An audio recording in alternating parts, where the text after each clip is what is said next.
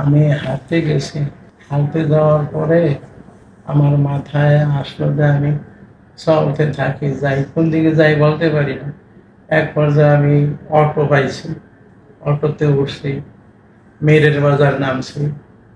নামিয়ার পরে মনে চাইলো যে আমি আমার ওই জয়দেবপুর যাই, সিএনজি দিয়া জয়দেবপুর গেছি।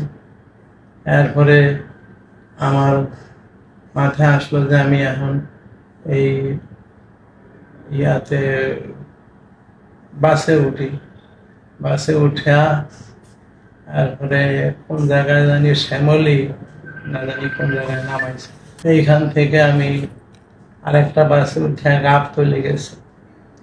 ওইখান থেকে আমি মনে চাইলো যে আমি টিকিট করি, কই যাবো। আমার খেয়াল হলো যে আমি পঞ্চগড় যাই।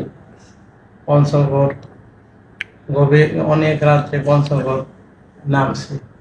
নামার পরে হাঁটতেছিলাম, কোন দিকে হাঁটতেছি আমি জানি না, আমি চিনি না, হাঁটতেছিলাম।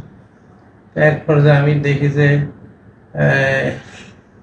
পঞ্চগড় জেলা প্রশাসকের কার্যালয়, তারপরে পুলিশ লাইন্স, এগুলি হাইটে পার হয়ে গেছে। পার হয়ে গিয়ে এক পর্যায়ে আমি একটা শিকল পরনে পাইলাম।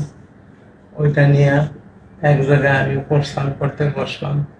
প্রস্থান করতে বসা তারপরে প্রস্থান করলাম, আর লুঙ্গি পায়জামায় প্রস্তাব লাগলো, এরপরে জামায়ও লাগলো। তো জামা খুলে ফেলাইলাম, পায়জামা খুললাম, কিন্তু খোলার পরে আবার পড়তে হইবে এই জিনিসটুকু আমি আর পারি নাই। ঠান্ডায় ভেঙে শুয়ে পড়লাম, আর পায়ে শিকল দিলাম। পায়ে শিকল দিয়া এরপরে আমার এই যে কেন পড়তেছি এইটার কোনো চিন্তা ভাবনা কিছুই আমার নাই, খালি যা মাথায় আসতেছে তা